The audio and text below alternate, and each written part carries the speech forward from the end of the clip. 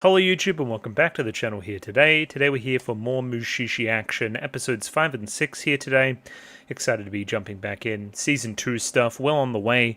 Hopefully some happier stories. It's been a bit of a downer lately, so hopefully we're on the up. At least a little bit, at least in line with Season 1, which seemed to again have a bit of a happy episode every now and again. Either way, no YouTube comments here today, as you can see. So yeah, not much else to set up. Mushishi is episodic, of course. I'm not going to have all too much to say about it. I guess other than what I already have. I hope it's a little bit more on the happier side. But do you know who is really happy? That would be my list of patrons. They are currently watching next week's video right now. How exciting is that? You could be doing that right now too, if you were a patron. Link to the description below, $6 a month.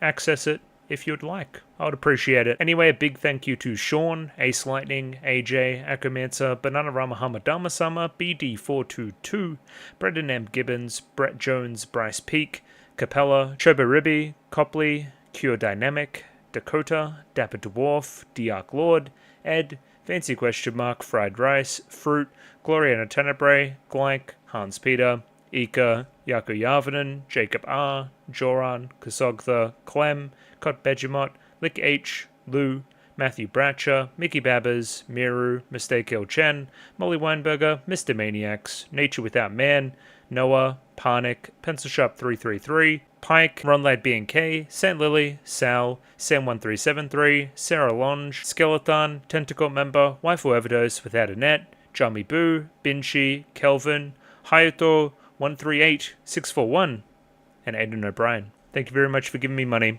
I enjoy the money. And yeah, let's just get jumping right in. Let's get crack-a-lackin' with some Mushi-Shi Episode 5. Radio, I have Episode 5 of Mushi-Shi Season 2 up there ready to go. 23 minutes and 46 seconds on this one. Sync up accordingly with your own copy. I have the ARC version, which has the Dekinai subs. If that's relevant to you, it's relevant to you. If not, there's a picture-in-picture version in the description below for your viewing pleasure. Let's give this thing a 3, 2, 1. Radio, 3, 2, 1, go.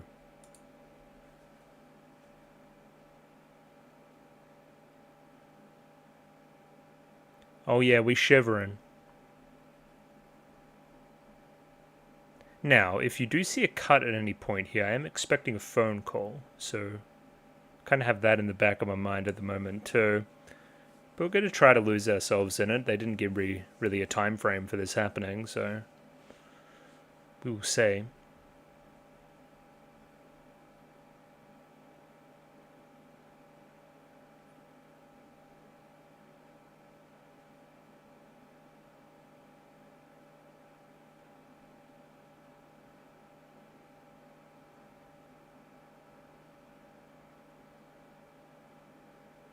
When we were alone.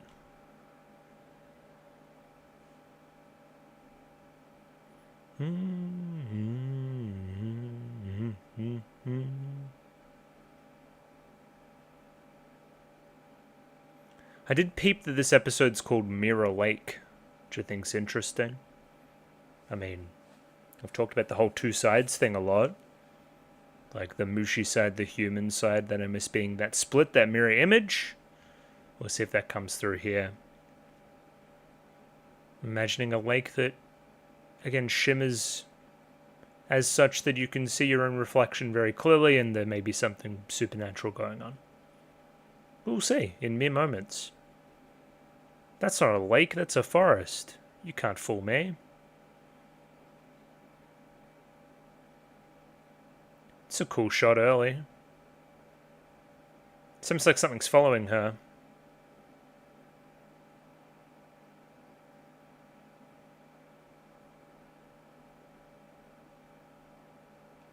It's a Mirror Lake.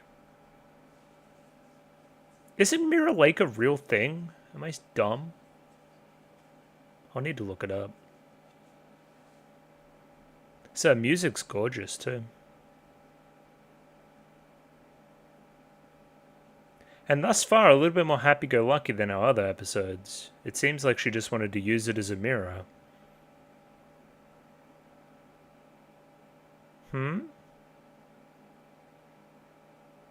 Huh, is it like a copy? Or is it like sentient or... I don't know, I thought it was going to generate a copy of her or something. Again, like a mirror.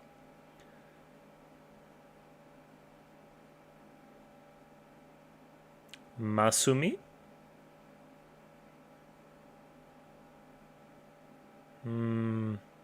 Is that really Musume? Dragon water in the house.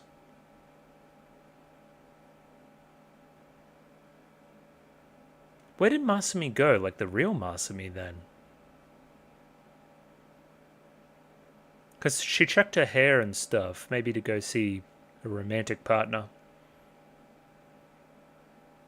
Ginkgo, stoic as always.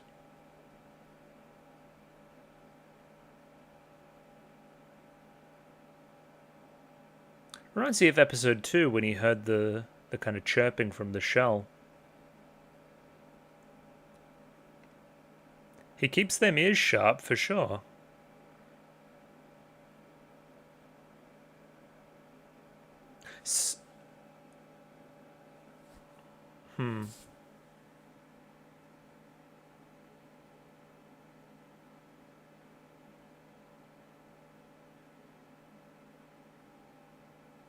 Okay.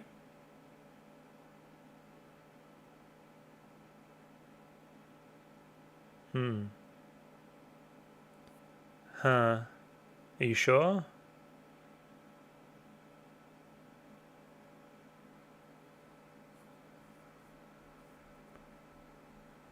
Yeah, I've heard of a bad breakup, but that's not normally what happens.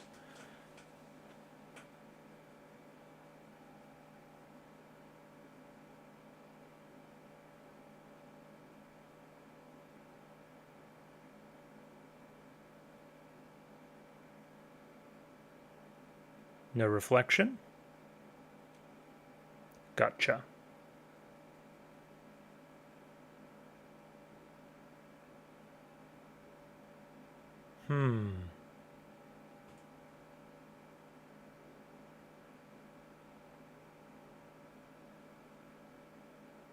What do they do, though?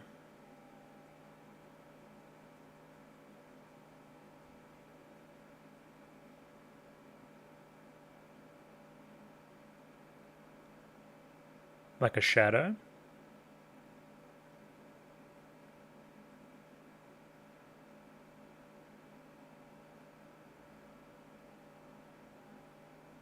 So yeah, just to clarify, it's not copies.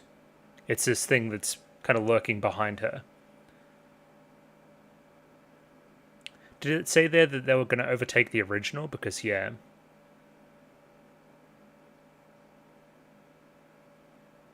Well, how do you get rid of it?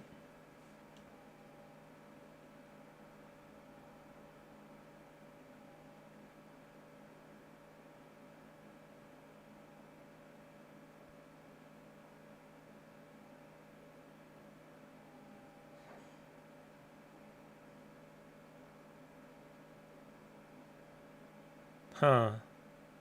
Yeah. I agree, but what's the catch?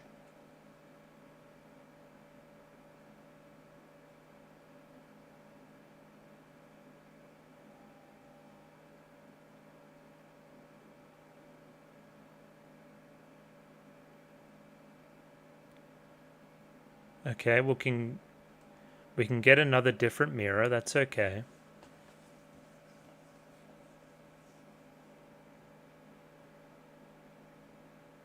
Musume.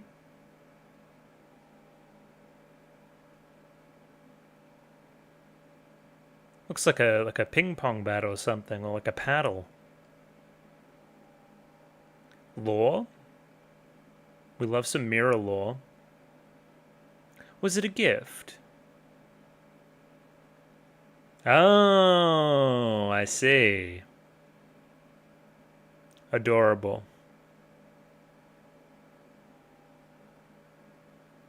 That's very cute. It's giving me kind of Tamako love story. Like the start there, if you know you know.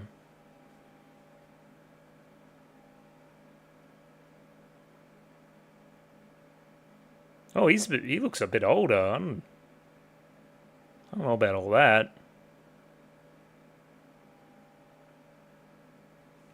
Maybe she's just short. I don't know.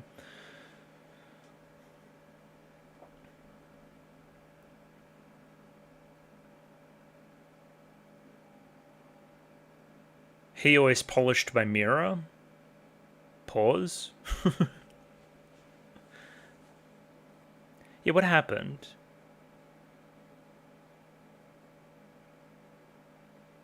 So you're gonna have to move.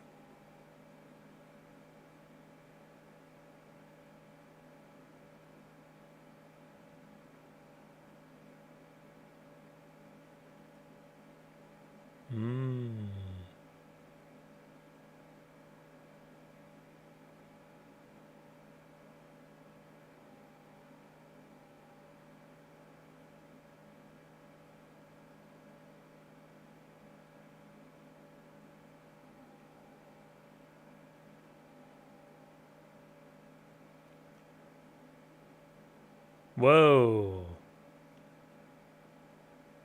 Whoa! Okay, fuck this guy. Nah, put him in the blender.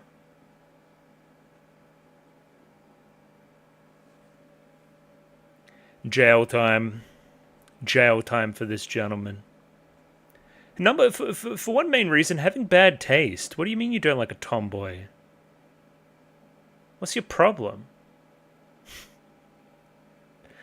You got fucking rocks in your head. Anyway. That shit's got me heated.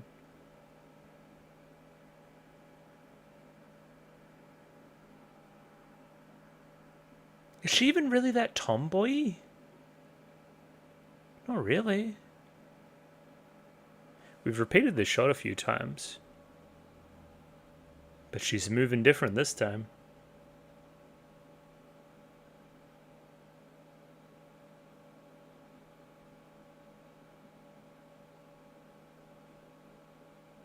Obviously feeling worse for wear. Like, I mean, you're quote-unquote sick at the moment. Like, you've been afflicted. I don't see why he would be here.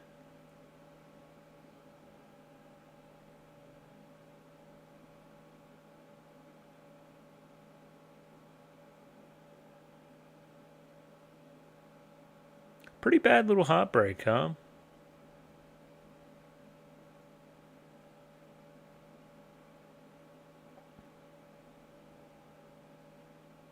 Deadly silent.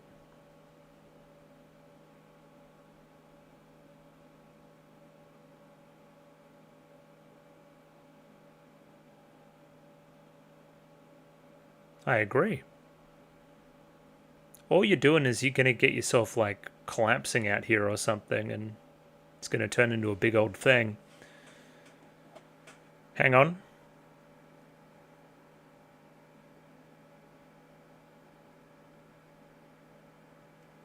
Of course I am. I have no reason why I wouldn't be here. It's leaving behind a bunch of sludge. Ooh, okay, now don't do that.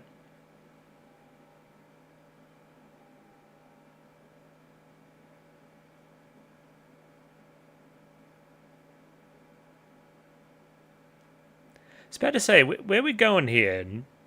Now I'm interested. Which one are you?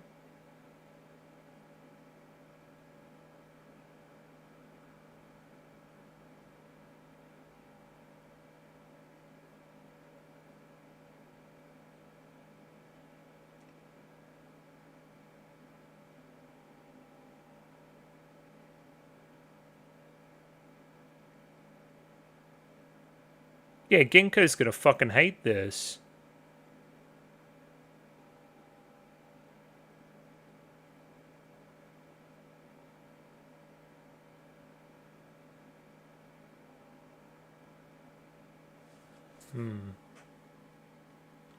Complete loss of agency.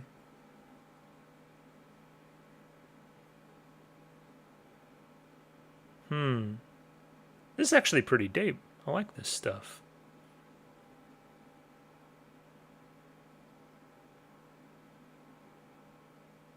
Yeah, you're stealing all my content, damn it.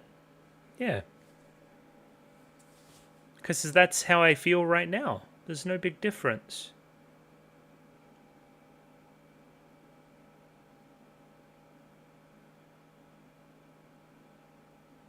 I think he was just a bit of a fuckboy.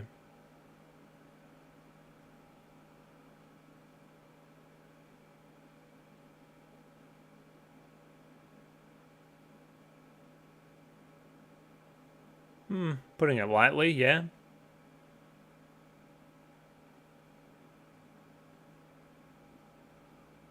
Ooh, good line.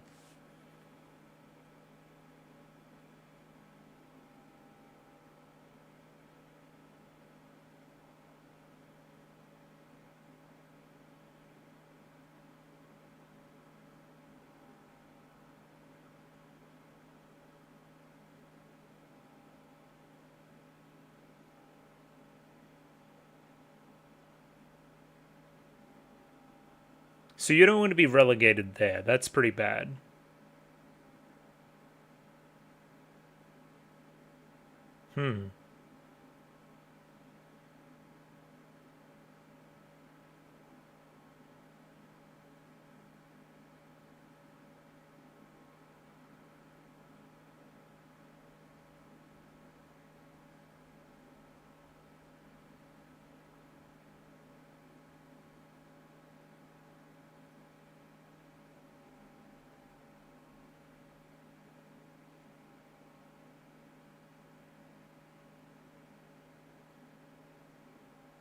Cool scene.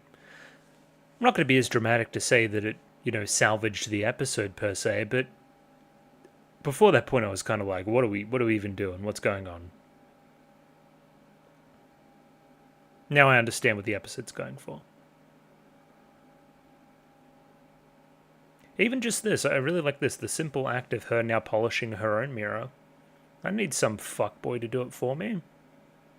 It's painful, but it's the healing process of a broken heart.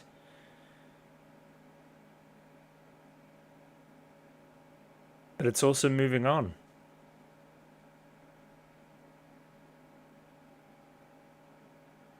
See, it's really cool too, because she's also killing this Mushi, right? Or at least eliminating it from her, which is also representative of her looking at herself in the reflection in the lake, like she wanted to please that guy and look good for him and whatever else. Like, that's cool. Is there going to be an additional wrinkle?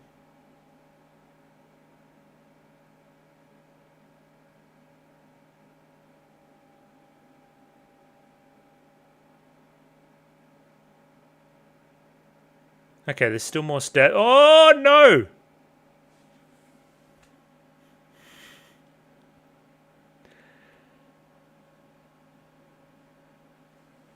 No. Why?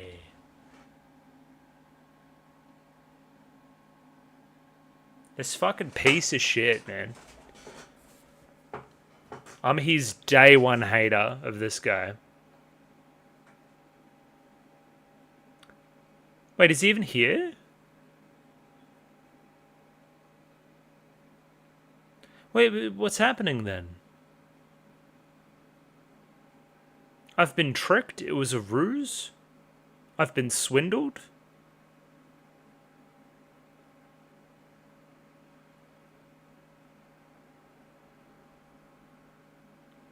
I got fooled by a nest? Full of glass?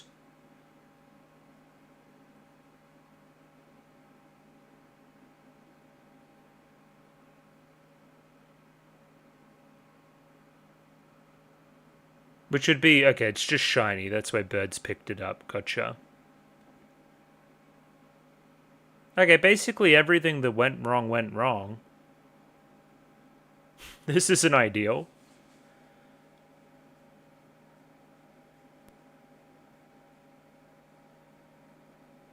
What are we going to do now? Is our little Mushi friend going to appear?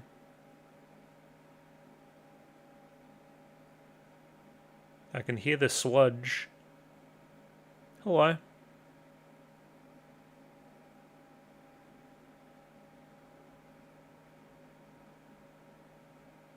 Please don't overtake her body. Ooh.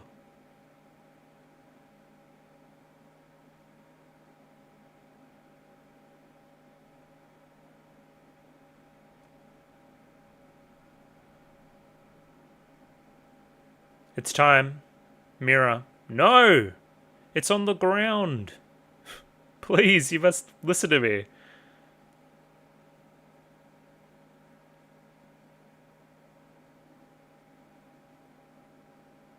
Ginkgo?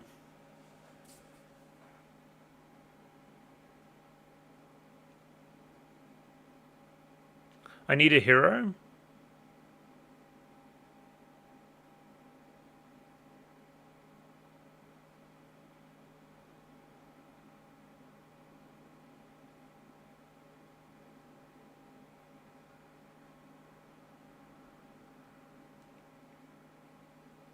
It's kind of scary. Thoughts?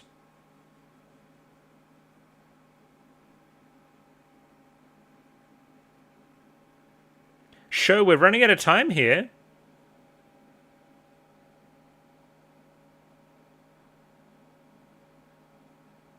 That was enough?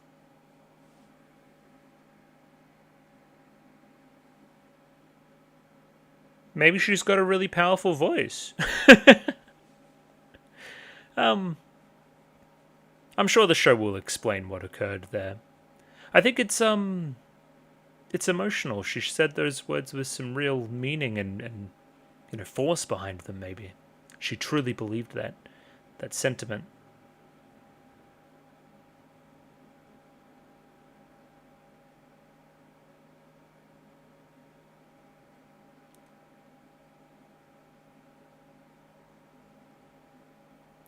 Please explain.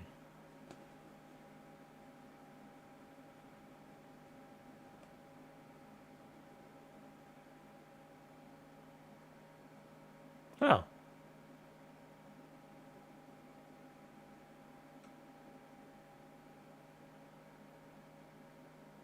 Well, Ginkgo, you're probably at a bit of a disadvantage there.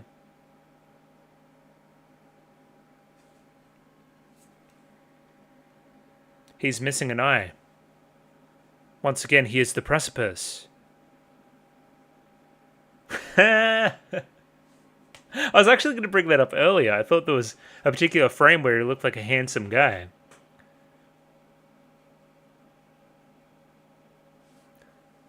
Also, I don't think that Ginkgo's into, yeah, he's out of here.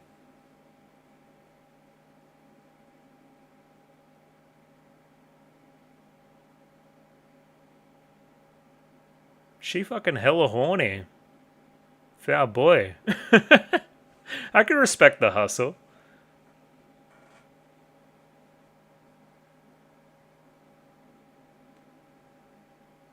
Oh, don't look in that fucking lake now.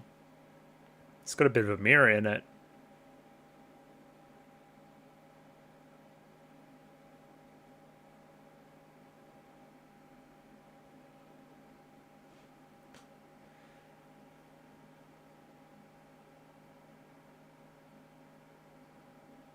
Sup?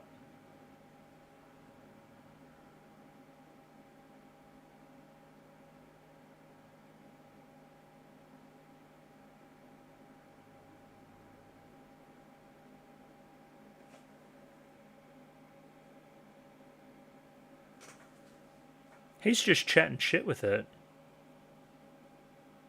I got my little friend, my little water friend. Fucking Sluggington. He's here. Cute ending. I don't know. He's gonna take the guy to a better place, sure. I'm a bit torn on that episode. I think in large swaths it is quite boring. There's really not much to it at all. But I think the central conceit is ultimately strong enough, and I guess the journey that Musume is on, to kind of salvage it. I feel like it comes out pretty okay in the wash.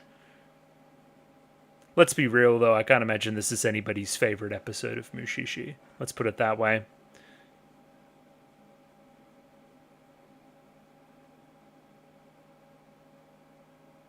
I do like the, I don't know if I'd call it ambition, but I guess the balls are just making that guy just a cunt. He was just an awful person. I think that's quite funny.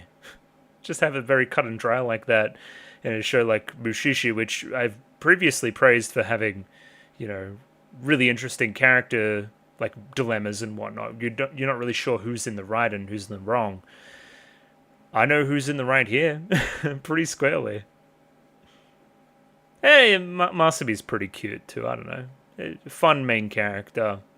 And I was asking for something a little bit lighter and a little bit more fun. We definitely got that here for sure. So I got my wish, got what I paid for sure, for sure. It was cute. I don't know. Central idea is strong. We'll talk about that for sure. Floral delusion. That's some kind of floral delusion, of course. You'll see me in but a moment for episode 5. Yeah, no, 6. Episode 6. Please be excited. And there we have it. Episode 6 up there, ready to go. 23 minutes and 46 seconds on this one. Sync up accordingly with your own copy. Same copy that I have. Picture in the description below. I am recording, which is good too. Let's give this thing a 3, 2, 1. Radio. 3, 2, 1. Go.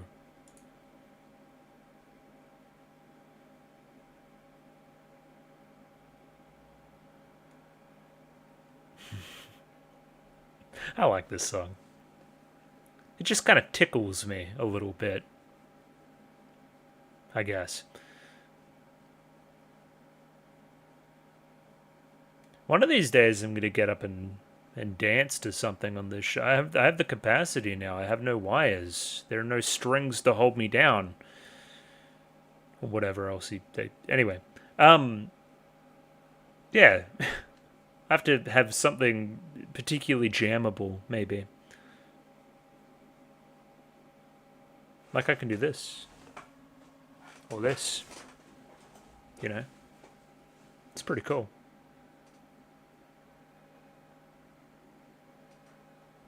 Go lie in bed. Something's boring me. I could go to sleep or something. That could be funny. Could be a good little gag. Anyway, I'm watching Mushishi. Floral delusion. Could really be anything. I'm going to imagine it's some kind of delusion with flowers.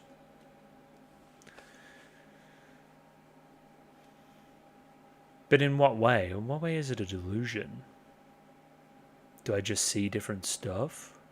In what context? Is it permanent? Do I see flowers that aren't there, or do the flowers make me see things?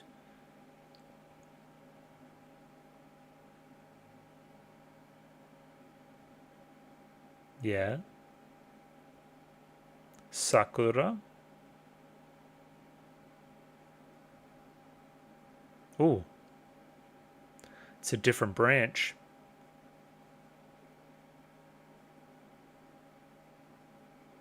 Gotcha. A slow and insidious killer that is also just part of nature and working in the same way that nature does, without even really thinking about it, without a single utterance.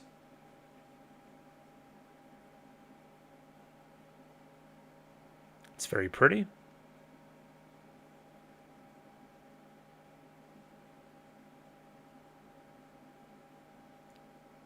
Yes, some kind of floral delusion.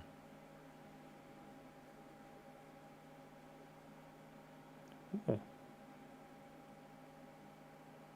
This is giving me flashback. Yeah.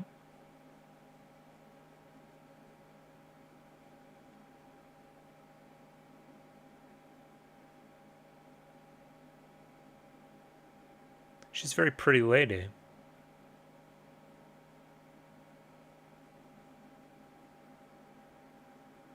She's real to me, damn it.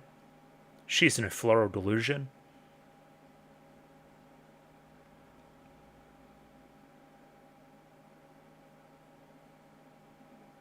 There's some damn good backgrounds, man.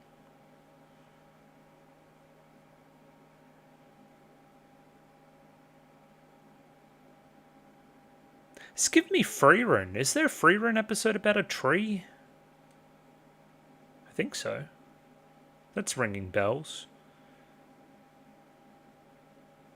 Hello.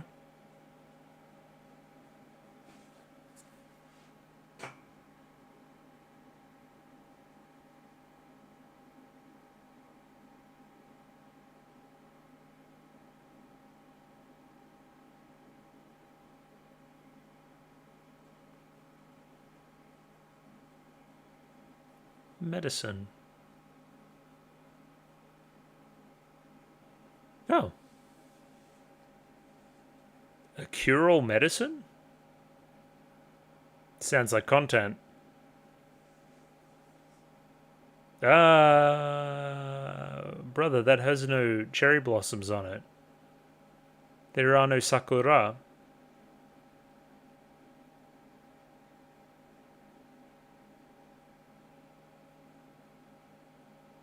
Okay, random side character. Goodbye. You were very helpful. You gave me some exposition. Oh no, you're still here. Okay.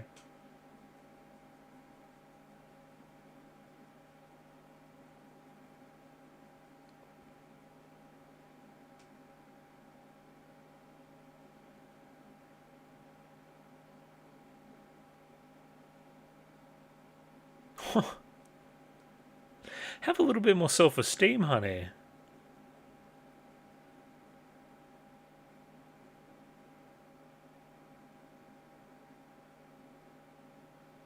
He's giving me major fucking creep vibes or something. I don't know what's going on there. Why do I need to stay to the night? Why are you making it now? Can you not preserve it? 6 or 7? Turn it off.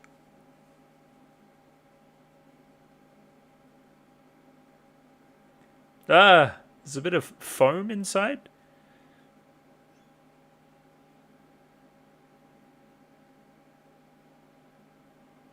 Is she the tree or something?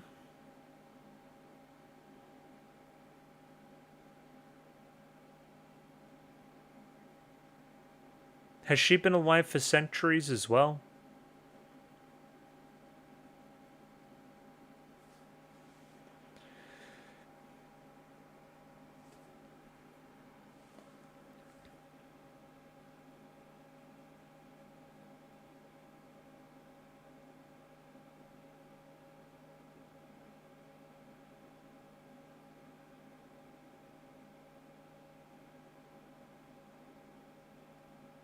Saho?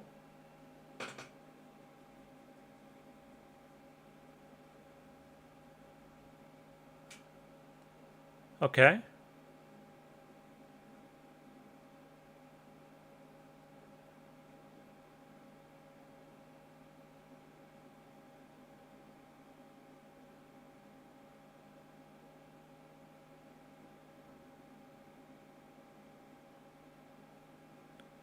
Kodama.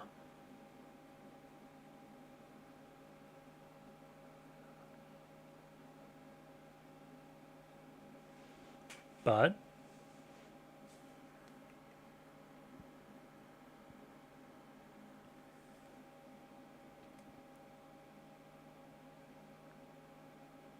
well, has she always been this way? Can you tell me?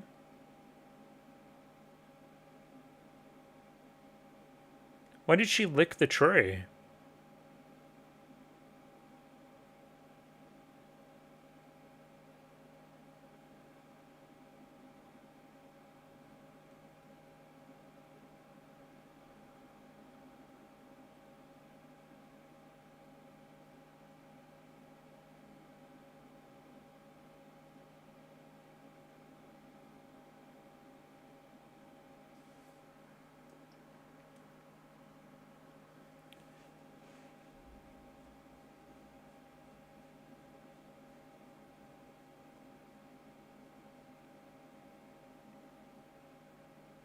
Seem more like a herbalist.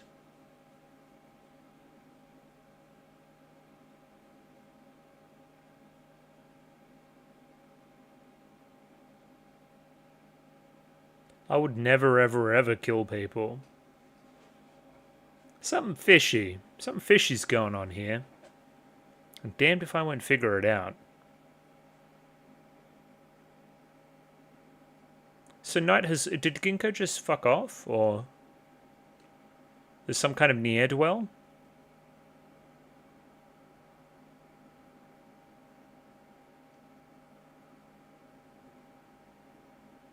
You little fucker.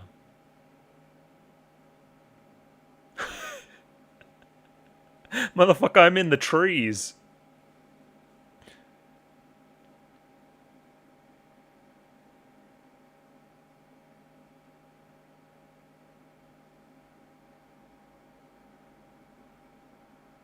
But...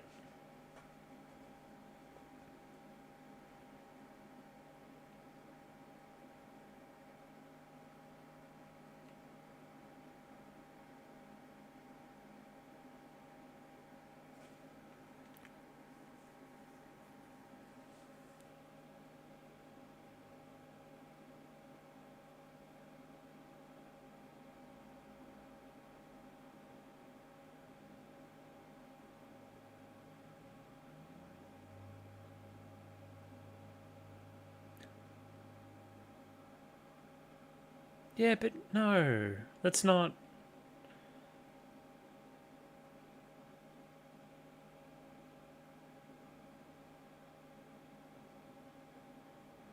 What gives you the right to use something which you shouldn't be using? And not be honest with them too? At least be honest.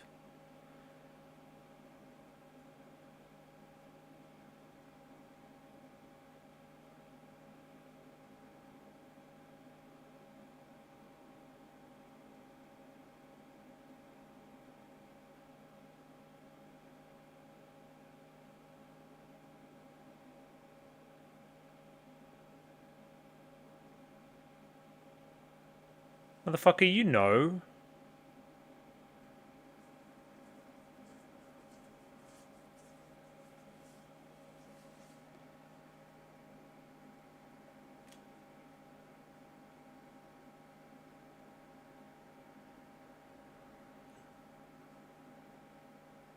Yeah. Oh, that was... I was about to say, why doesn't our guy have a little beard? It was a different guy. There was a tree baby?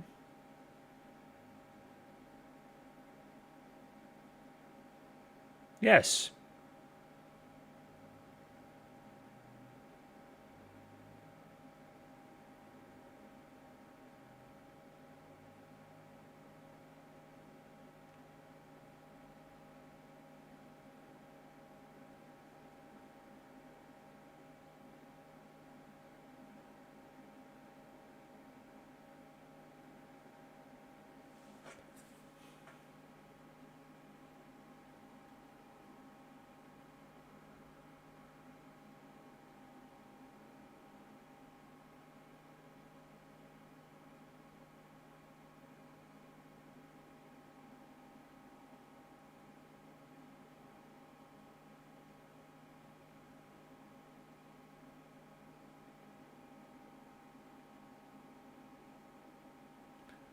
I was about to ask. Because they're obviously aging and that's still like an infant. So yeah, he's got a very, very slow lifespan.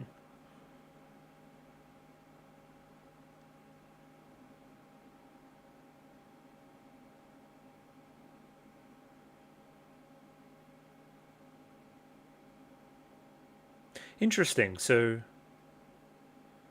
I guess we never... Okay. So can she see and hear right now? Yeah. Okay.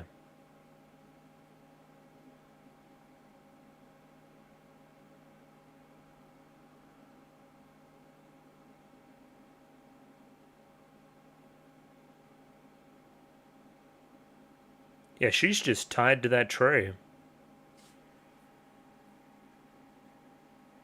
So hence the tree's not doing nothing and she's coughing.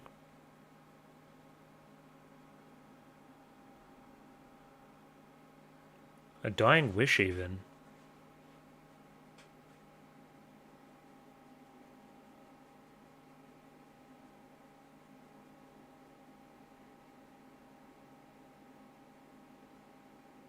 Well, I think she's pretty close to it, right? So yeah, obviously the tree didn't give birth. I think they're right. Somebody did abandon the baby in there. And then through just like sheer need for sustenance, it kind of limited itself and destroyed its own senses.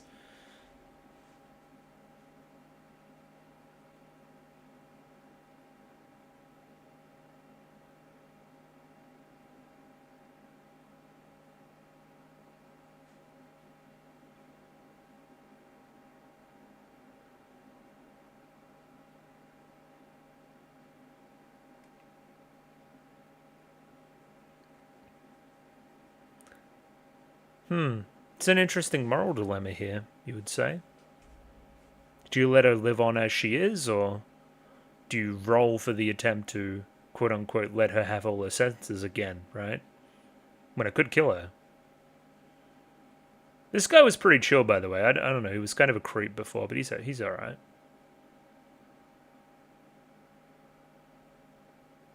She can't hear you. Oh, yeah, no, we need like a real doctor. Okay, yeah, this makes the decision easier too. You should roll now, considering, like, it seems life-threatening, right?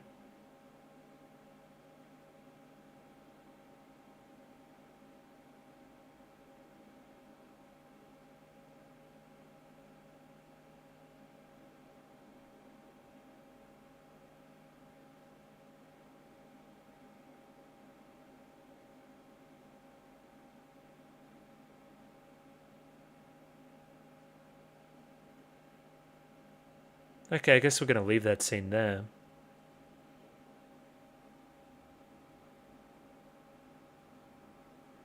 That's Mansaku. Yeah. Great granddad.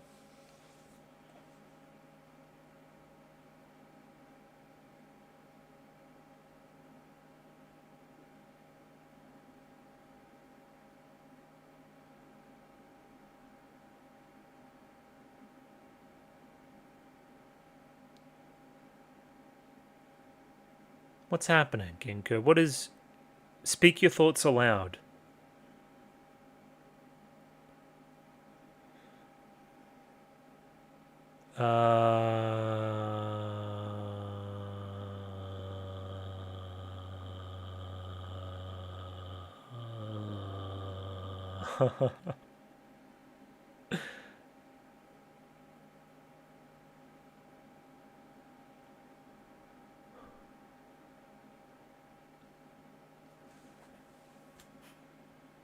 Are you doing what I think you're doing, bud? What are you doing?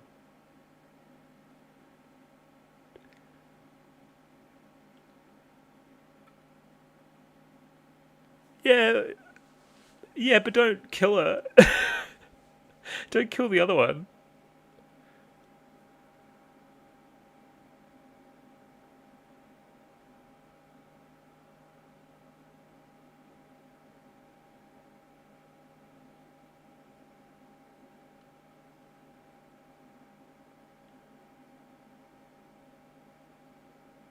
Holy fuck.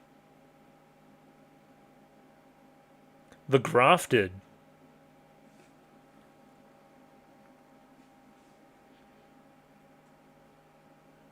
It was a long, long time ago. But he did say the tree was about 600 years old or whatever.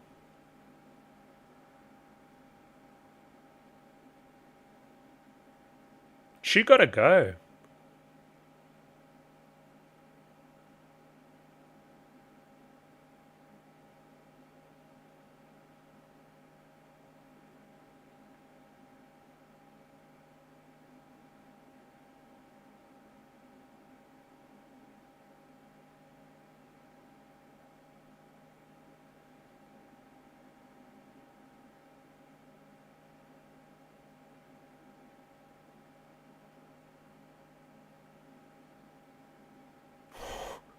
Not on my watch, you're not.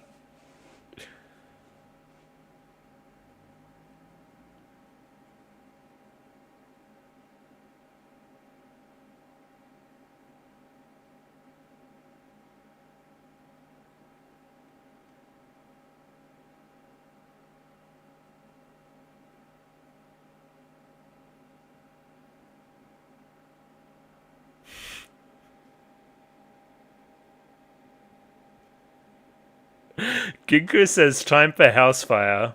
Okay, dude. Okay. Can't argue with results. He's like, fuck this shit, you're crazy. You gotta die.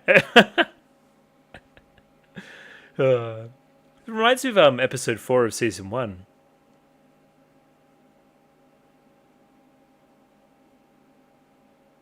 Oh, not the tree too. If the tree goes, she goes, right? 100%. Whoa!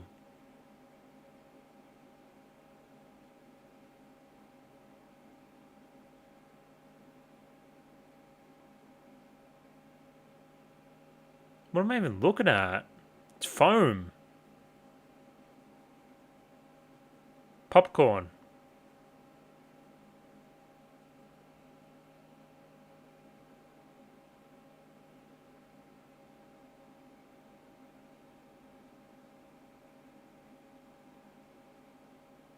I think she's cooked, man.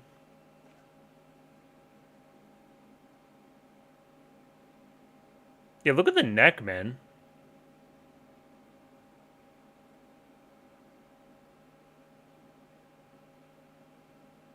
This is a crazy episode. So yeah, she just like ages super quick too. It's almost like the curse was broken, per se. Alright, good job, Genko.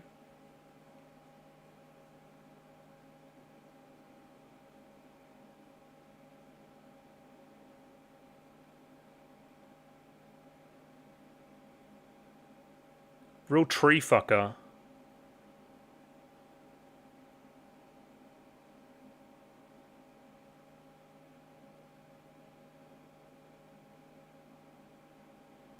Alright, we put another criminal away, Ginkgo. Great job.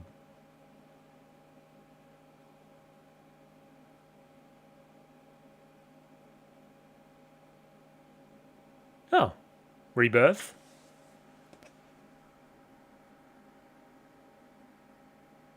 I know what happened to the woman.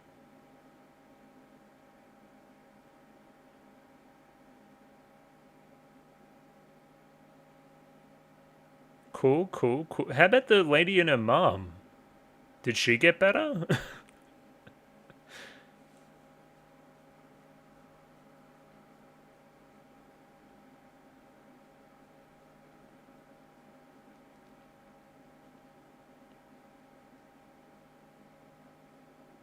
Oh, it's our tree.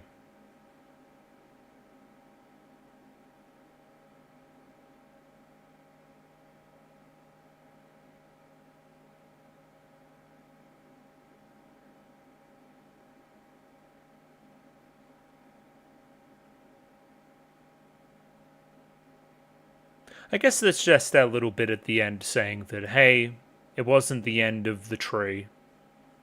It kind of got to live even a new life after that from the fire. That there was death, but there was also rebirth. Which again is probably something I've said some 10 times across the series that I have recorded. That was really cool. Threw me for a loop. I was like, that guy's fucking evil. Oh no, he's fucking evil. He's a bad guy. We don't like him. But more than anything, it was just like kind of funny. It entertained me more than anything else. I don't know. It just tickled me once again. Words escape me. Ginkgo gotta stop going on these side quests, man. Like, it's just not doing him good stuff all the time. So let me get this straight. They were killing random people, random travelers, and whatever else. Whenever, again, she was sick, and kind of grafting their body parts onto her. So okay, so say again she's like coughing up blood or something. Oh well, shit. She's gonna need like a new torso. Let me get the torso of this lady, or even the rest of her body, and just like replace it. You're a madman. You're a crazy person. Motherfucking Frankenstein head ass. I don't know, man. Cloudless Rain. Sure. If you asked me to do like a word association Mushi-Shi episode title, Cloudless Rain would probably be one of the first ones that I would come up with. But you shall see me in about a moment for some analysis on those 2 episodes. But before that, I'm going to go for a walk. I'm going to get some dinner. So please look forward to that. And we are back. Mushi-Shi episodes 5 and 6 in the books. I would imagine the people liking 6 a bit more than 5, let's put it that way. Now again, I feel like I always say this, I don't feel like I have much to say about episode 5, basically at all. There's one central idea, it's pretty limited in the characters, events transpire in the way you think they're going to transpire, it's very slow paced. And yeah, as I said yesterday, I don't think it's anybody's favorite episode in the world. Albeit again, it's one kind of saving grace is the central idea there is very strong and I guess plays up to the drama of teenage romance sometimes and how it feels like the world's going to end, and again ties explicitly into the themes of the show in continuing to live on despite it may seem like the end of the world right now, but trust me, it's not. It was definitely hashtag relatable. Very, very cool. Obviously, I think episode 6 has a lot more meat on the bone there. And it feels like we're pulling from the Mushi-Shi playbook, of course. We've got another humanoid person that acts like a plant, that has a lot of similarities to a plant, and takes on almost this like kind of biological body horror thing whereby we're continuously transplanting different parts of humans onto this one base to continue to sustain itself. And again, it's like, do the ends justify the means? I know, again, the family's very obsessed here, the tree's very important, they're a family of gardeners, blah, blah, blah. It's very interesting. It also takes some twists and turns. I thought a character was evil, then they weren't evil, and then I thought they were evil, so fooled me. Fooled me for sure. Bit of a weird old ending. Ginkgo just does some property damage, so I guess his house needed to burn down. Fuck him, I guess. He is a murderer from a long line of murderers. I'm not feeling too bad about it, put it that way. Has a bit of a weird ending. I'm unsure about that scene at the very end with the, 2 rando blokes just appreciating the tree from a distance. Maybe it'll come a bit more into sharper focus upon this rewatch. We'll see. But what do you say we roll back through here and just have a little bit of a look at both episodes? Let's have a look. Let's go. Hello, everybody. This is Musume. Musume is the main character of this here, episode 5, Mirror Lake. The exposition is that she currently is on her way to go see her boyfriend from the next town over or something, who is a mirror polisher. Now, I'm reading into a bit of subtext here and stuff that isn't explicitly, said in the show. He seems older, which is weird. I don't know about all that. I mean, not crazy older, but she seems like she's 15, 16, he seems like he's 18, 19 or something. I don't know, it's not completely out of the ordinary, honestly, but yeah, maybe it speaks to what a scumbag the guy is, put it that way. He may have been using you. Let's put it that way. Oh no. Either way, I liked some of these shots here early. It felt like the camera was, again, right up against her. There was a nice predator shot early too from a high angle. It made it feel like she was being watched and followed. What is the central conceit of the episode? She is being followed by this water Mushi mirror dude. So, yeah, it makes sense. It sets the tone early. It is a very delicate episode. I said the pacing was slow, but you could also swap it and say that it's quite deliberate. And again, there's a lot of anticipation to it as well. It feels like you're, getting ready to go see your crush or something. So you could definitely twist it for sure. There were some nice touches. I liked her fingers through her hair just now, and I liked the shot of her feet excitedly running. Both of those were just some nice character animation details that got across her feeling quite well. Notably here, she checks the mirror lake for her reflection to check if she looks good. She wants to look good for her crush. Once again, we've all been there. I feel like the mirror conceit here is the central idea to the episode as well. There's a vanity to it. There's who I see in the mirror isn't good enough for him. He doesn't think that, I'm pretty enough. He thinks I'm too much of a tomboy, which we'll get into. What a absolute shit taste, trash taste. Fuck off. Gets me all heated. Anyway, yeah, central idea for sure. Now, I was a little bit confused here, a little bit confused in the reaction. I thought that upon her looking at her reflection in the mirror lake that it was going to generate a copy and that copy was going to try to replace her. Kind of. I thought that there was a literal copy in there right now and that Musume was like a water-based version of herself and we're going to have some cloning shenanigans going on, that there was 2 Musames. Not really. Instead, it's a bit more like, hey, this thing if it gets you, then it takes over you, and you almost like swap spots from like the Mushi realm to the human realm and whatever else. And yeah, putting together timeline as well, this seems like it's right after she gets dumped, because she's very quick to run in and shut her room and just go in and have some alone time. So like, yeah, I think that's straight after that point. From there, we're straight into Ginkgo. He's just sitting in the woods, inexplicably.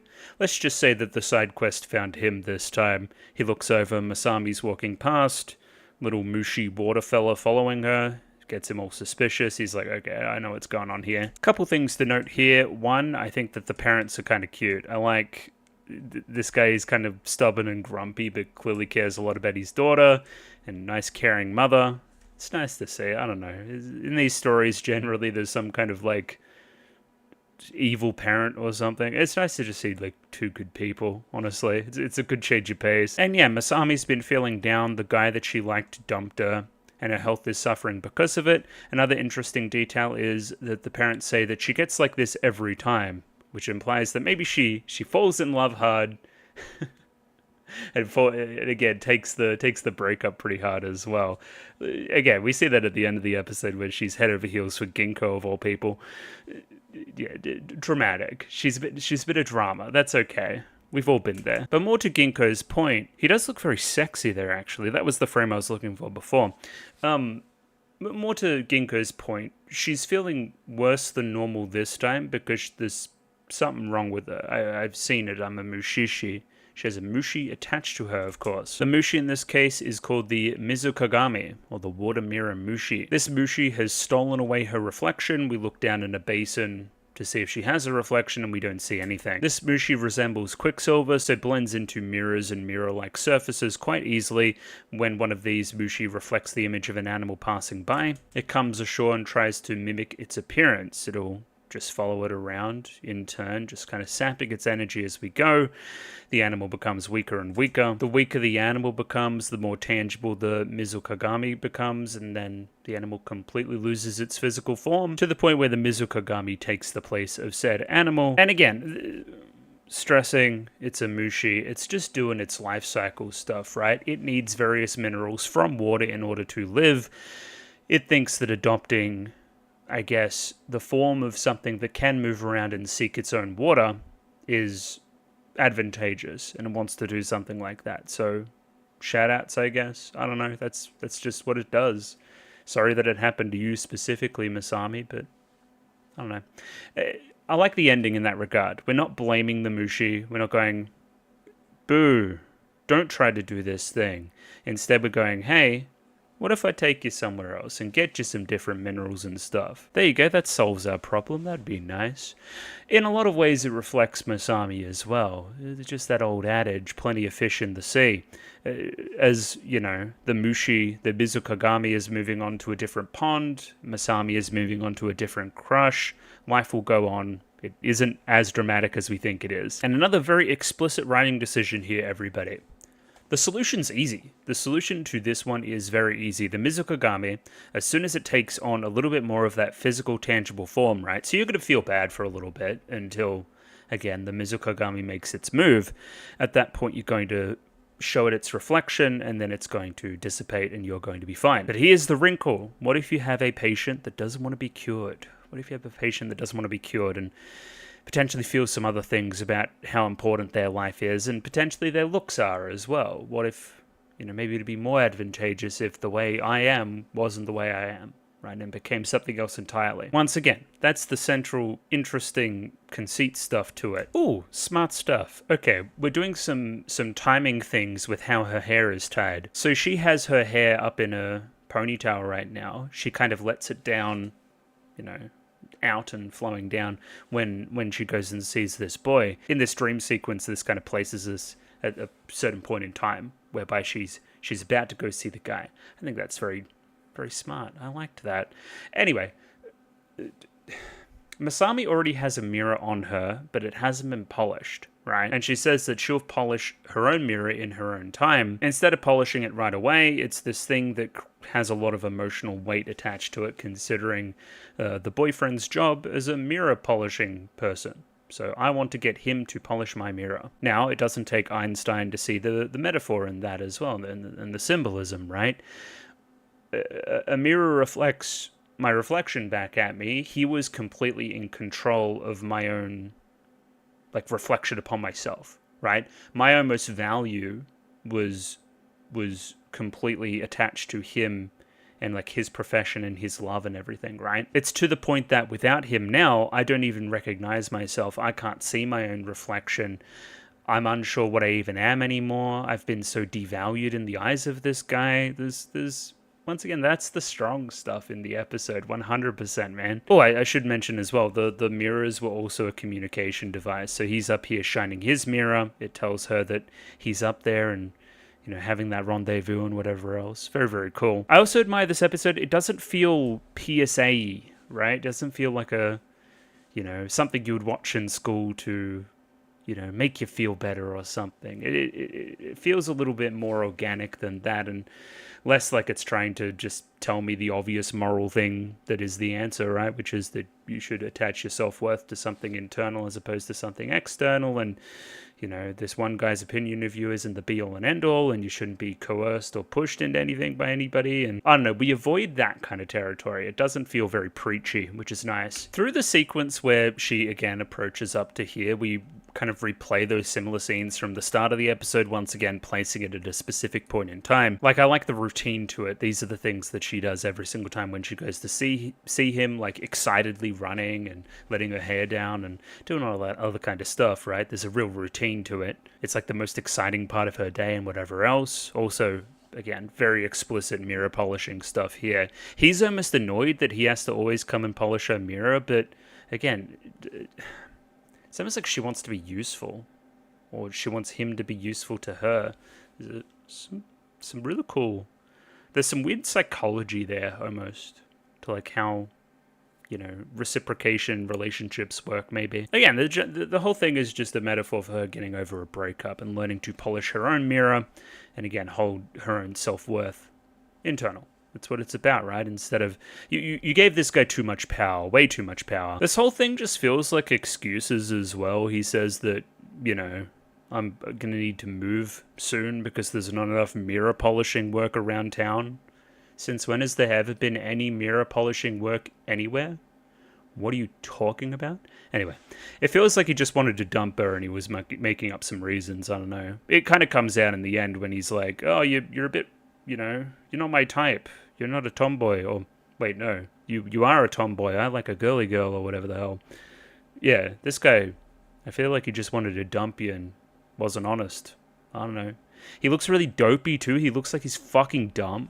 So, a lot of hatred for this guy for sure. And I feel like I've said my piece on his particular taste in women and how I vehemently disagree. I feel like you're just an incorrect person and your worldview is skewed and you're a sick man. And I think that about does it. More to Musume. Here she suggests going and waiting for him and being, you know, his wife and whatever. It's like, you're way too young. Don't be talking like that. You crazy. You crazy. Don't do that. Also, is she really that much of a tomboy? It's not really, I mean, normally the kind of shorthand there would be shorter hair or something and being a bit more sporty, but not that we see. She's just seems like a normal girl to me. Again, broken rec on this, but meaning through repetition. It's the same shots again, except that she's not running excitedly anymore. Instead, she's just toing and froing and swaying and not walking with any, you know, real drive behind it. She's heartbroken. She's down in the dumps. She's feeling terrible. It's to the point where she contemplates if her even being in this world is a thing that is good and should continue. So, dramatic. Very dramatic. There's a real sense of place to the episode as well. She is definitely coping right now, but she's sitting in the same spot that she was sitting with the guy before, right? Like, and she'll come back here again. This is where we have our final confrontation.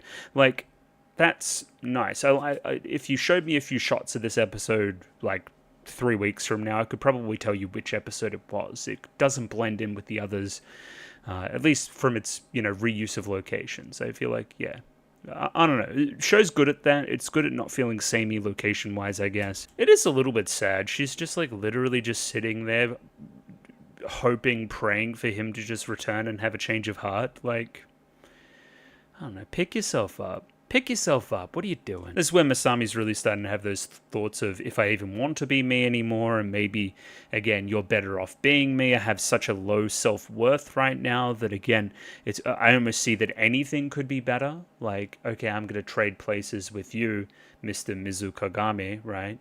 That's almost a bad thing for you, Mizukagami. You don't want to be me. I feel terrible right now. I'm the lowest of the low. I'm scum. Either way, Counselor Ginkgo is here to fix things. He basically explains in plain terms that this is not something that she wants to have happen. Listen, if you throw away your life like this, you'll lose even the capacity to feel regret. If you let the Mizukagami take over you, you will not only lose your body, but also your consciousness itself. You will become a thing that has no impact on anything else in the world. Well, this is where Masami counters. I felt like that anyway. I felt objectified almost by this guy. And again, he's tossed me away like he would toss away anything. I feel very disposable. So I don't see any difference between what you're explaining, Ginkgo, and how I feel in the eyes of this guy that I've given all this control. Ginkgo, you say I would have no influence on anything else in the world. Well, he was my entire world, and I had no influence over him. So once again, you're going to need to keep coming with that convincing argument. So that world you're in right now, it's pretty lonely, right? Your relationship with the guy and so forth. Well, imagine this for lonely. You would disappear into the darkness with a bunch of other Mushi, who are other things unwanted by the world. You would writhe away, seeking even the smallest slither of light. That'd be your entire existence. Even Mushi who lack souls and lack something significant to them, they still have this innate desire to seek the light. Are you sure you want to shrink away into the darkness? Are you sure you want to go to this place that even things without feelings or thoughts or anything or souls want to escape from? Are you sure? Are you sure you want to go there? And once again, think about the Mizukagami. It's so fragile that it'll disappear when it even sees itself in the mirror. Do you want to be that fragile? She kind of already is that fragile a little bit. Again, seeing yourself in the mirror, he's a mirror polisher, my, again, appearance and my value to him as looking beautiful and whatever else, that was very important. When that shattered, I felt like my whole self shattered as well. In a lot of ways, I'm very similar to this Mushi. Yeah, there's some significant stuff. And I like the overall kind of message by the very end of like humans almost inherently being powerful, her being able to possess mirrors within her own eyes and almost like unconsciously destroy that other reflection, like destroy the Mizukagami before it did its thing. Like, hey, maybe it's okay being who I am and not going over to the other side. The power of possessing a human body, ladies and gentlemen, even evidenced here.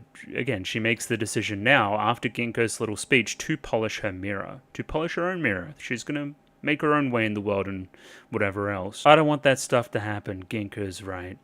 Me as a human, a powerful human, inherently is able to do this and destroy this Mushi. So, how do we feel about the reflection up here, the little, signal being some, like, shiny stuff in a bird's nest? How do we feel about that on the contrived meter? I think it's fine. You need a climax. I guess this is just a way to make it happen. A trick of the light, some wishful thinking from her. There's some emotional significance there for sure. I personally would have liked it if the guy did come back and was trying to do something scummy again, like, I don't know, I'll take you back if you do XYZ.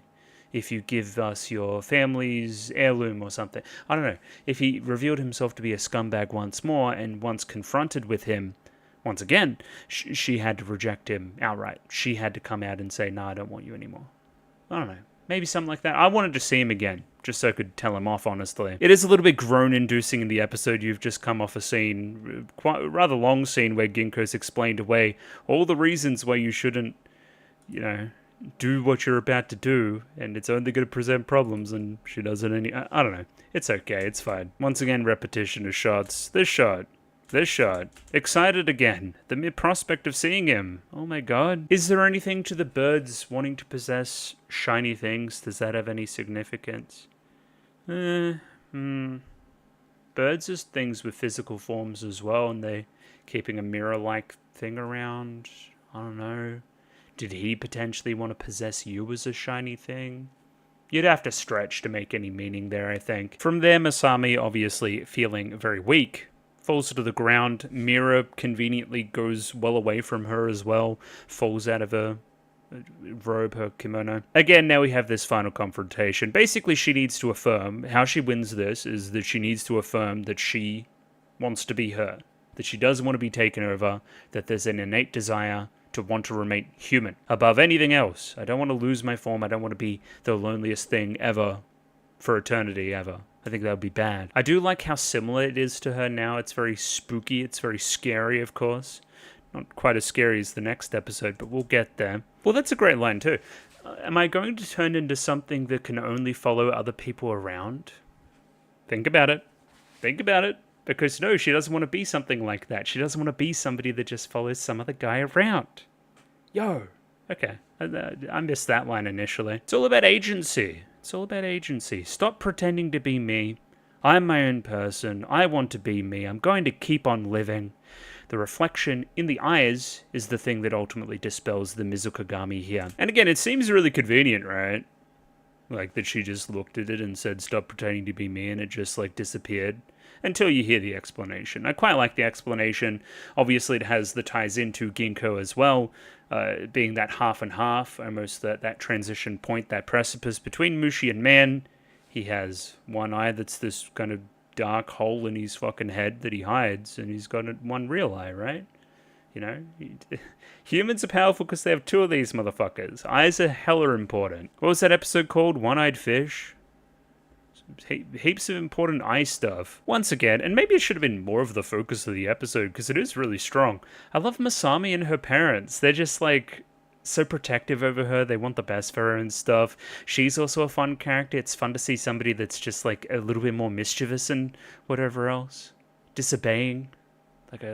Like a teenager. It really feels like a teenage character here. Not a thought behind those eyes either. She's just looking at Ginkgo right now and realizing that he's quite attractive. Maybe it's something about Ginkgo talking about her eyes as well, and her eyes being powerful. I don't know. Presumably somebody would like a compliment about their eyes, so maybe that's playing into it too. And then Ginkgo's like, what the fuck? She likes me? Okay, bye. I'm not doing any of this. About the most aromantic character in any show ever, I would say. I continue to ship it, however, I do. Not this, obviously, the Tanyu stuff, a little bit more. But, you know, he doesn't scream somebody that is yearning for a romantic partner. Put it that way. He's pretty happy being solo bolo. She's fucking desperate, too. She needs to be held back. Ginkgo, I didn't know you had it like that. That's crazy. And yeah, as I said before, Ginkgo's final act of kindness is going and finding the Mizukagami themselves and taking them himself to another location. He's going to help the Mushi do its part of the journey too, right? Again, half and half. He's helped the human side, now he's helping the Mushi. That's the way he rolls, you know? Once again, because your goal is just to get to, like, other water supplies to have different minerals and whatever else, because that is what you need to continue to sustain. Cool? Cool. Very cool. Episode was a little bit better on the rewatch, if I'm honest. I enjoyed that quite a little bit more. It is better on the pacing when you are watching it at 2x speed maybe as well. Next episode time now, and we start with a little bit of narration. You would have to imagine it's Nui again, talking about this tree, right? Without single utterance, they grow, they bloom, and they corrupt. Without a single utterance. In the episode, who does this remind you of? There is a woman who is lacking all 5 senses. She just exists. Without a single utterance, of course. I like the idea of the tree, too. Obviously, this whole debacle that's going on has family ties. Again, a family tree, the roots running deep, the corruption running deep as well. It's this thing that has existed in the family for such a time.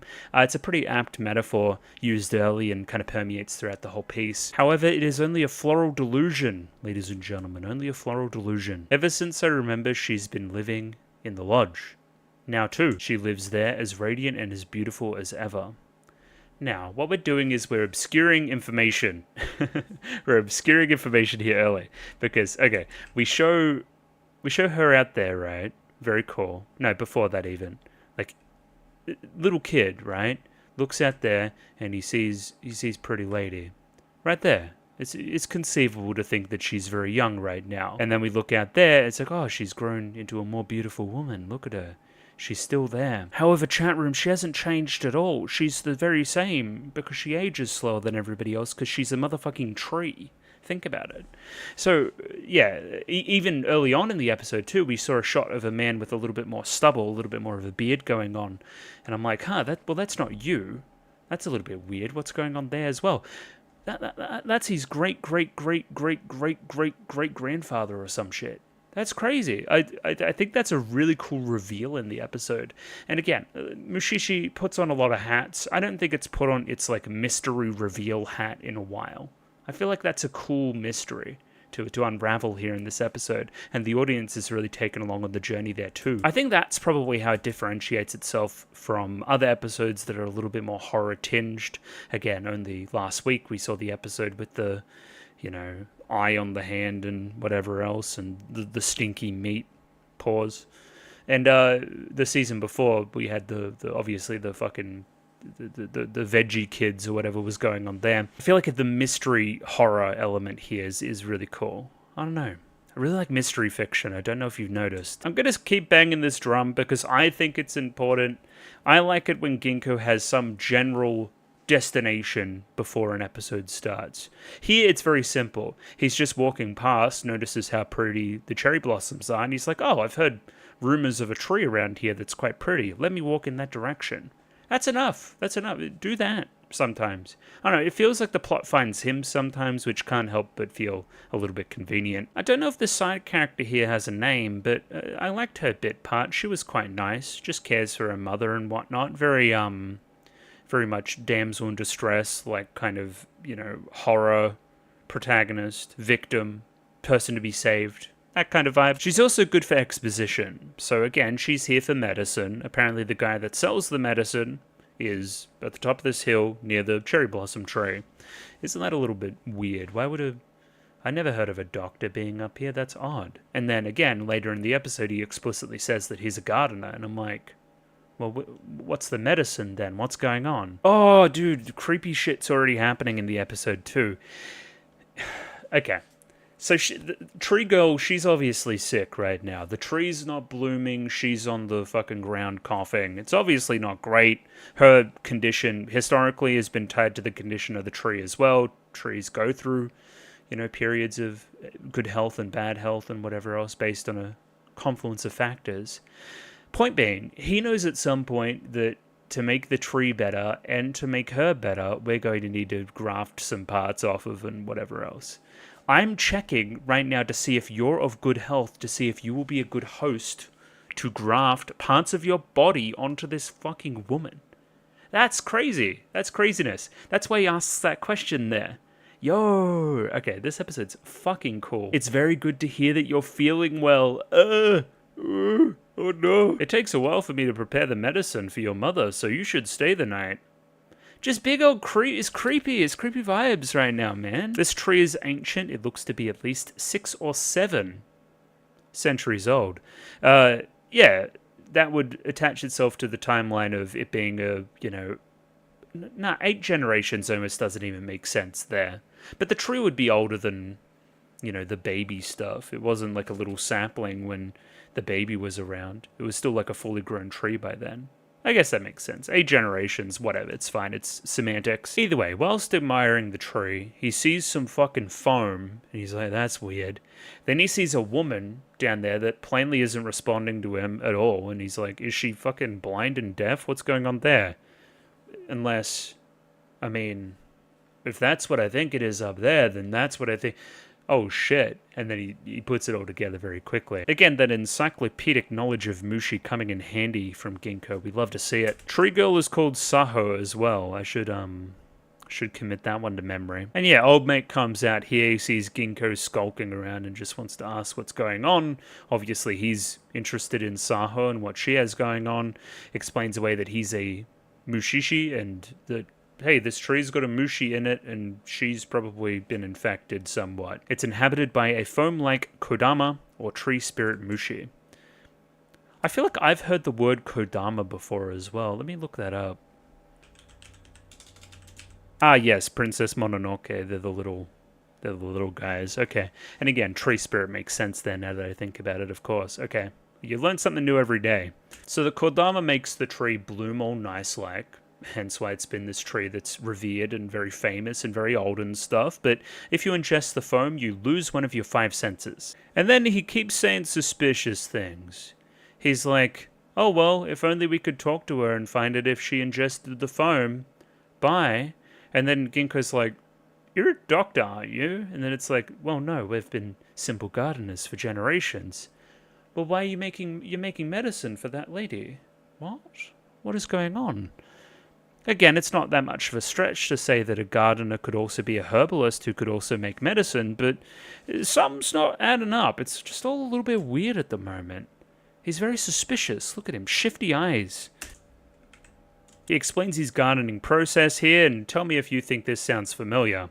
A certain tree may be good at some things and not good at other things. However, if you graft in branches from a tree that bears beautiful flowers, as this tree over here only had very small flowers comparatively, then you get the best of both worlds. You can kind of mix it and match it and stuff. So we've been studying the process of taking different branches off different trees. Follow me here. And grafting them onto other different trees to improve them and make them more beautiful over time. Now replace tree with human. Oh shit.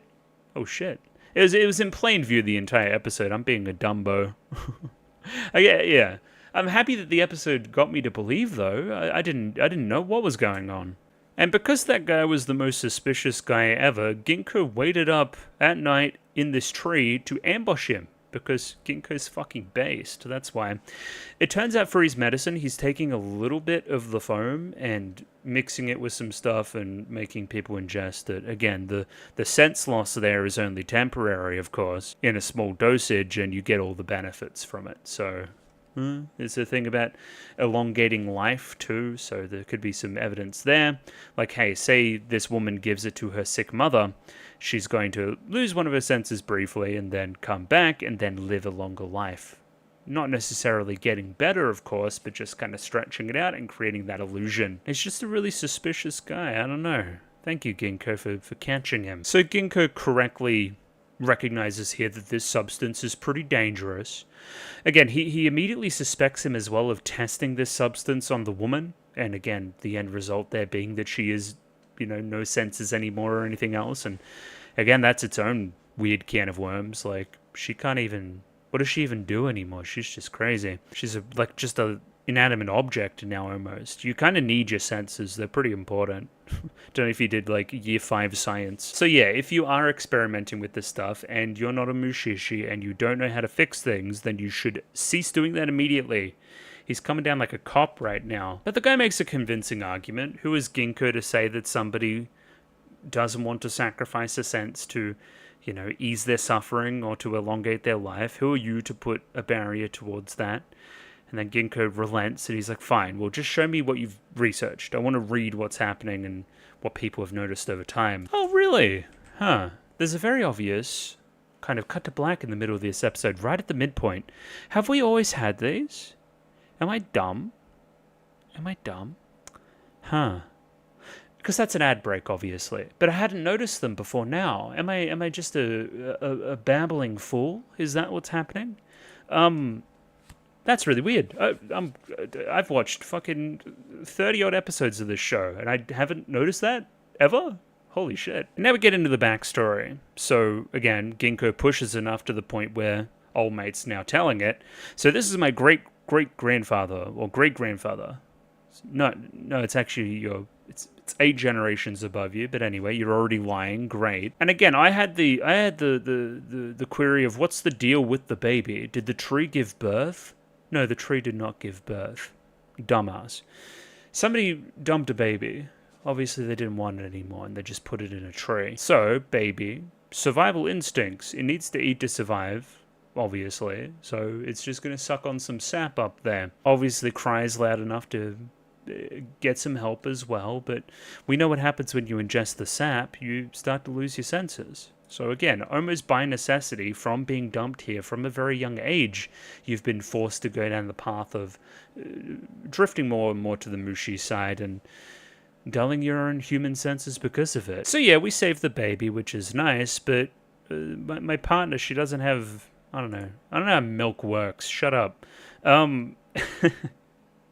We obviously can't feed the baby, and it's not taking any of the food.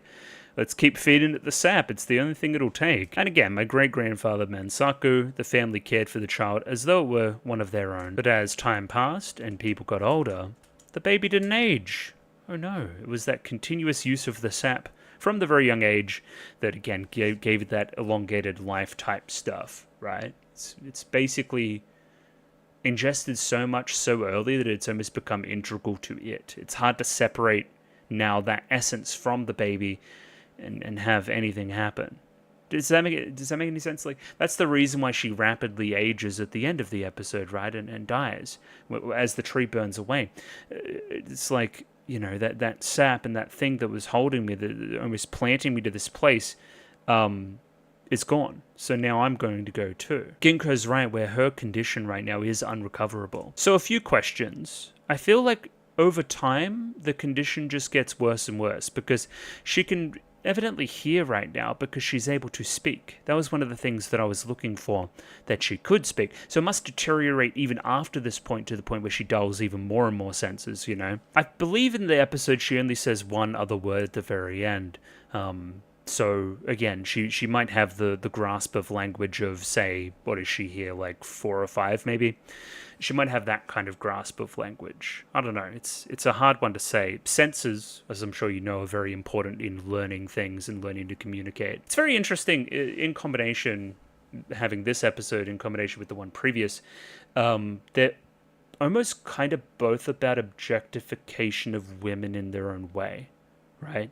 Because we have this beautiful woman here who can not speak or hear or interact or touch or anything, right? She is just there simply to be looked at and admired, and we almost want to keep that status quo as opposed to letting her pass on and do whatever else and be reborn. Again, similar to last episode where Masami lost her own sense of self and her self-worth in the eyes of some guy, right? And almost drifted over to that Mushi side as a result. I don't know, I think like there's more room in the show to have more stories like this. I would appreciate that, I think. Anyway, I'm rambling. Over time, Saho grew and grew and grew, but kind of periodically she'd become ill. Her condition was tied into the condition of the tree. As the tree fell ill, she would fall ill as well. By the end of it, we have Masaki here with Saho, kind of carrying on that dying wish of his father, which is to protect Saho above anything else. Now that's a great story, chat room, but it's not the entire truth. There's also the grafting stuff, right? Crazy. So Ginko here says that there is a way to extract the Kodama out of her, but she may not survive the process. I think even now he suspects, now thinking that it's only 80 years, he's thinking, hey, she may rapidly age to the point where she's a very, very old lady. Now, what we didn't tell him is that it's actually 8 generations that she will die. She will age all of those years very quickly and pass away right in front of our eyes. Now, I thought the episode here, because then I feel like in the reaction here at this point, I said, this guy doesn't seem all that bad. He just wants to take care of her. It's like the family's oath or whatever else. We're going to be faced with the moral dilemma of, you know, should we choose to go through with this procedure and help her to become better, per se? If it costs her life, well, what's the risk factor there? Do we want to maintain the status quo? Do we want to go to this thing that it could potentially make her better? I don't know. When Saho's condition worsens later on, I'm like, okay, well, he's going to go get Ginko and, you know, we're going to actually have a go at saving her. That's what's going to happen, right? Nah, he's going to graft, as he's always done, you know. I don't feel for a second he even thought that he should try to save her in that way. He's just, he knows that Ginko's a problem and we're going to keep him around for as long as possible. Maybe he's going to turn the axe on him at some point, I don't know. Because yeah, it all happens very quickly here. She's out here coughing up blood and whatever. Obviously not very well at all. Tonight's the night. We gotta go. We can't wait anymore. I have to do it now. Loving the mystery here. Again, in the flow of the episode, you think that means one thing. It means something else entirely, man. It means something else entirely. So he goes to the traveler who's purchasing the medicine. slips her a sedative. This shit's crazy, right? Am I not out on a limb here? I feel like this shit's insane. You're gonna drug her and chop her up and graft her onto this other lady? What? Mushishi? We're watching Mushi-Shi right now. You sure? And we combine it with Ginkgo becoming more and more suspicious, because he's reading these records and they're like deteriorating in his hand. He's like, is this really from 80 years ago? It feels like it's from way longer. There are 4 names scattered among the records. We have Masaku, Keiichi, Yashio, and Masaki, of course. That's weird. 4 generations in a row, 4 dudes that can see Mushi. Isn't that a little bit fucking odd? Alright, I get a little bit goofy here. He has no reason to say aloud that what I gave you just now is merely a sedative. He's like living up to like evil doctor status right now. Holy shit. And now you can see it, right? Look at this. This is where she got grafted previously. We've been doing this for generations. Protect Saho at all costs? Motherfucker, you're going to you're gonna like chop off her head and put her head on her head? Or... Whoa, that's crazy, right? Like instantly this guy goes to the top of the list of like shittiest blokes on Mushishi. I mean, the guy last episode was no saint either, but he wasn't chopping people up. And yeah, Ginkgo runs in right at the perfect time here. I knew something was fishy. Look at you. You're literally trying this grafting shit right now. And you're very forthright with information too. It's like, okay, well, Ginkgo found me out. Yeah, well, Mansaku, that guy, he's my ancestor from 8 generations ago. If we do not do this, Saho's body will deteriorate. It's something that it's become ingrained into the culture of the family to save her like this periodically. So it's just my responsibility. It's a thing I have to do. I'm trying to delve a little bit deeper here to what this is all meaning to say. I don't know.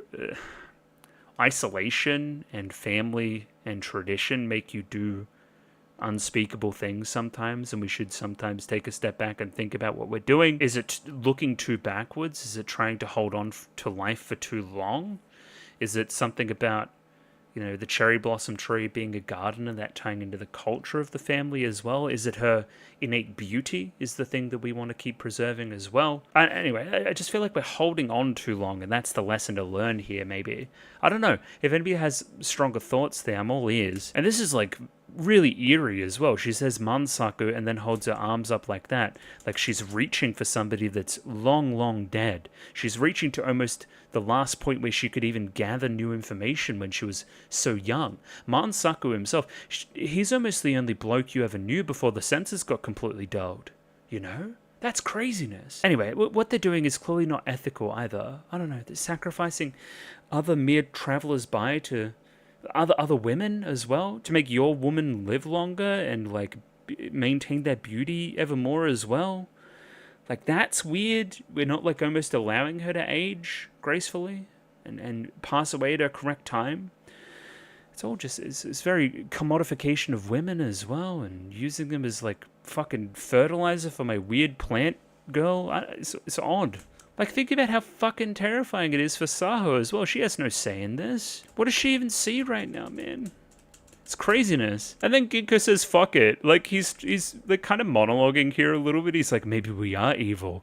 And then Ginkgo's like, fuck this shit. I'm burning your house down. I'm burning your house down right now. And I'm saving this other woman. I like it. He just says, fuck it. I've had enough. I'm committing property damage. I'm doing crimes. And I mean, from here, you guys have seen the episode. The fire spreads, the fire grows, it attaches itself onto the tree, and the tree itself burns away. But we do have this final moment whereby, like, the fire almost like brings out these like mushi blossoms, and we get this final like fireworks show, almost to like signify the end of Saho's life as well.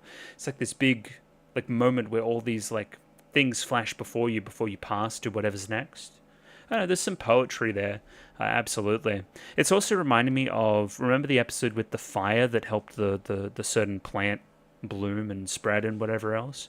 There's definitely some explicit ties to the relationship between like fire, water, and everything else as it pertains to Mushi as well, which we use aptly here. More than anything else, it just works as a great set piece for the end of the episode and subsequently the end of Saho's life. These foam blossoms, You know, the melting away of this family tradition and this curse almost as well. And I guess in that respect, I kind of like the ending with the two guys just coming by and normally admiring a tree, as opposed to some twisted Mushi human plant tree girl hybrid. There's something a little bit more pure to that. Things are back to the way they should be. There's no longer some weird body horror shit going on. I don't know. It's, yeah. I guess it's a return to normalcy and also representative of rebirth and of renewal, as we like to see. Look at her go. She's foaming away too. And again, it makes perfect sense. Her long life has been tied to the tree burns away, she burns away. So integrally linked there, the condition of the tree has been to her that it only makes sense that as it burns, she fades away too. I wonder what happened to old mate too. Masaki or whatever his name. I don't know what his name was. Anyway. He fucked off too, so Saho's obviously dead. He's fucked off somewhere. The house burned down. It's just kind of this tree left to be admired now. I guess what I'll also say, sucks to be the rest of those sakura blossom trees on the rest of the property. They just burnt away too, for no reason. What did they do wrong? What do you say fuck me for? And yeah, back to square one. Two travelers on the road looking at this cherry blossom tree and thinking that, hey, that just looks pretty good. It eases my weariness. Let's rest here a while. As it should be. As Ginkgo was doing in the start of the episode too, admiring the trees. Then he went, oh, I should go see the biggest, best tree. And obviously the events unraveled from there. Very, very pretty backgrounds here too, obviously, as well. It's a crazy big tree too. It's been alive for a very long time. Very, very long time. And yeah, we'll leave it there. Good session. I actually ended up liking both episodes quite a bit more. Yeah, and I already had a strong opinion of episode 6. Just came out even better in the wash, I guess. Yeah, shoutouts. Shoutouts. Good show. Good show, Mushishi. I say it every week. You'll see me for more next week. I know that after episode 10 I'm doing some OVA or something. Please keep me informed there. Either way, thank you for watching. I'll see you next time. Ciao. Bye-bye.